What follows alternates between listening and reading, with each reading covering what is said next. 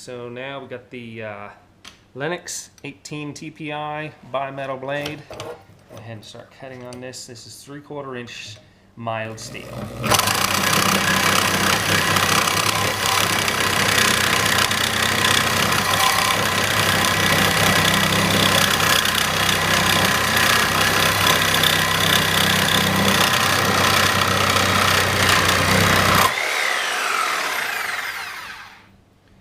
Okay, so I'm inspecting the blade to see if any teeth are broken or anything like that.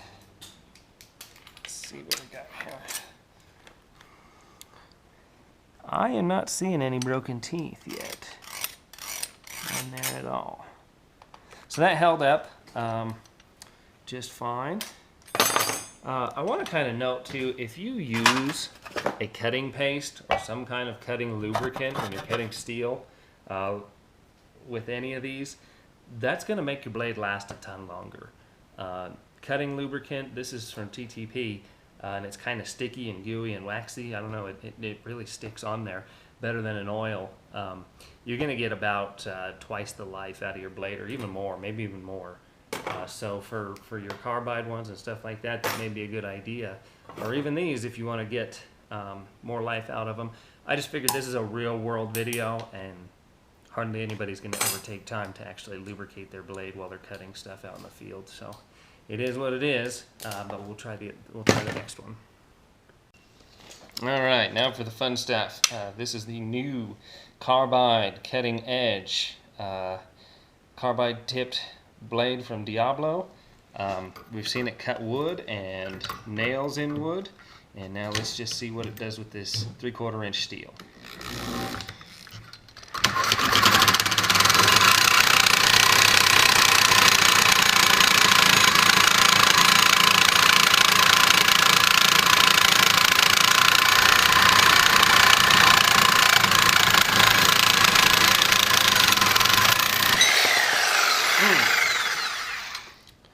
So that did pretty well. Let's take a look at this here.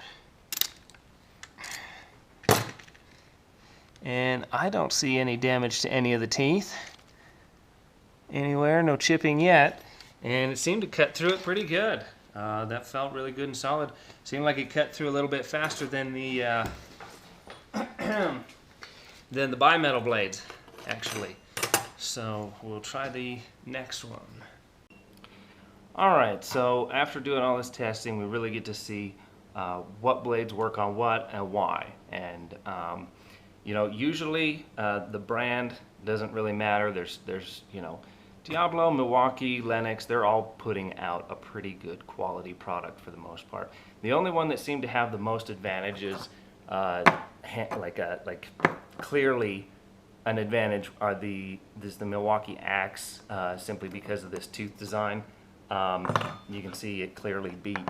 I mean, we beat the crap out of this stuff, cutting metal and stone and all the stuff that it's not designed to do on purpose to see how it holds up. And you can see that it definitely, this thin hook tooth design is far not as good as the Milwaukee design here. So that was a distinct advantage. Most of these bimetal blades, I mean, if you have a Lenox and you have a Diablo or the Torch from Milwaukee, that's going to be, you're going to get roughly the same. I mean, it's not going to be a huge significant amount of difference like we saw with this one here. Biggest thing to remember is if you need thin cutting, you're going to cut like maybe circles or something like that in wood or drywall. Your thinner blades are better. But these thicker blades disperse the heat more on these bimetal blades. So they're going to last longer, and they're also not going to jam and buck and bend nearly as bad as these thinner blades. We could see that pretty obvious with like this one right here. If this was a nice thick blade like these, it would have held up a little bit better. What was interesting to see was where the diamond shined and where the carbide abrasive shined. They cut, but they take a long time to do it.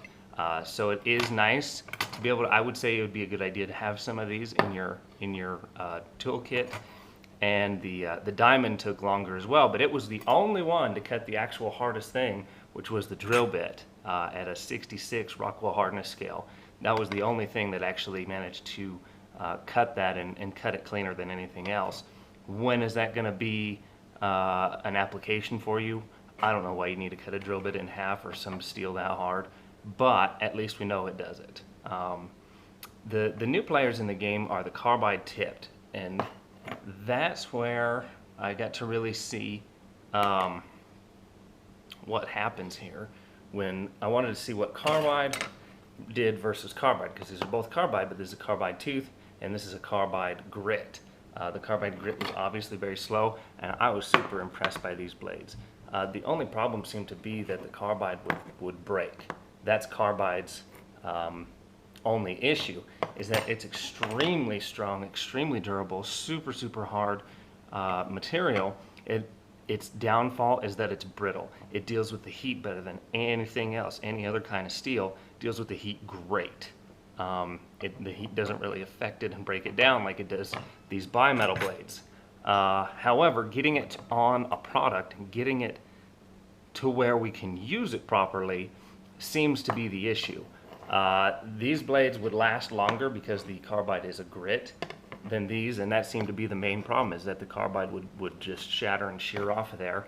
And then of course this one right here, you know, this thing did really well right up until, because this one is a solid strip, and these have individual pieces of carbide brazed onto each tooth. When this flexes, it doesn't affect the cutting edge.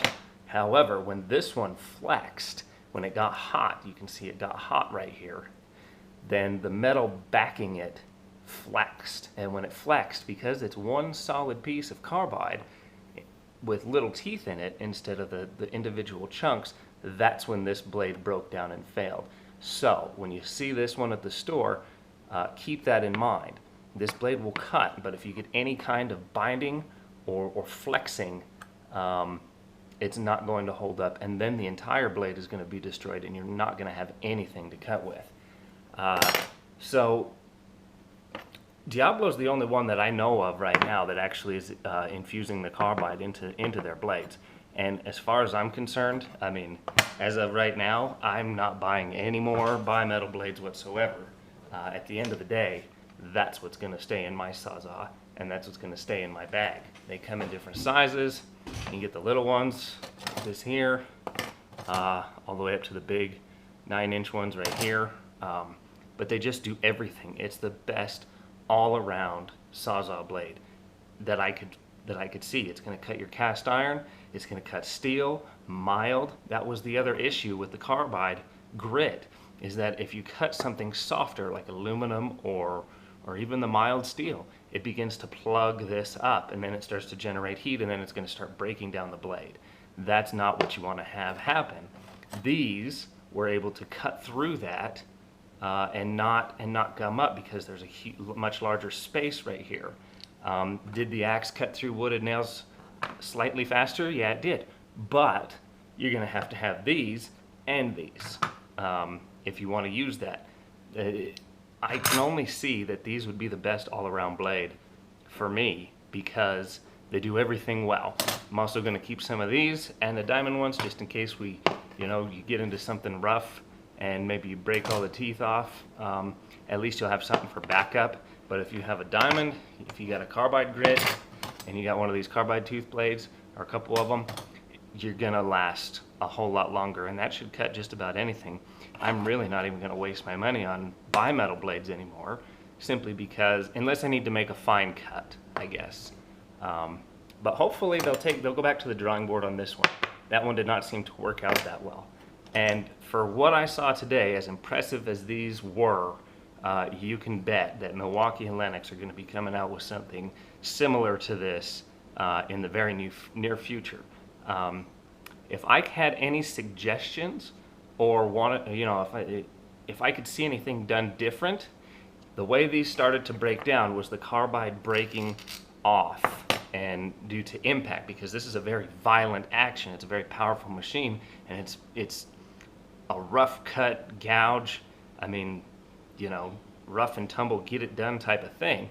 So if they could somehow combine the cutting power of the grit and put some grit, the carbide or even diamond grit, in the behind the carbide teeth in here. I don't know exactly how that would all work out, but if they could impregnate the steel with carbide up in here, then once the teeth failed and the carbide had failed in the teeth, you would still have something to back you up to get that job done and get it finished. That would combine the best of both worlds, where you're going to have that fast action cutting for the softer metals and wood, and you're going to have that super hard backup plan.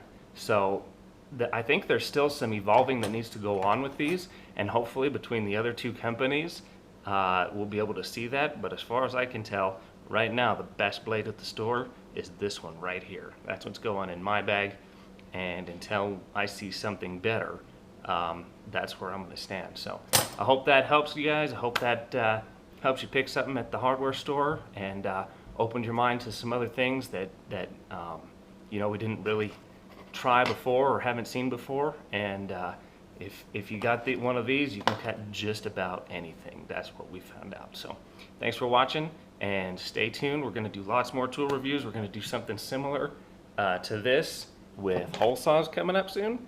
So stay tuned, subscribe, hit the like button, share this with Facebook, G+, Twitter, all that kind of stuff, and help your buddies out and help them see what they need to see to pick what they need to pick at the hardware store.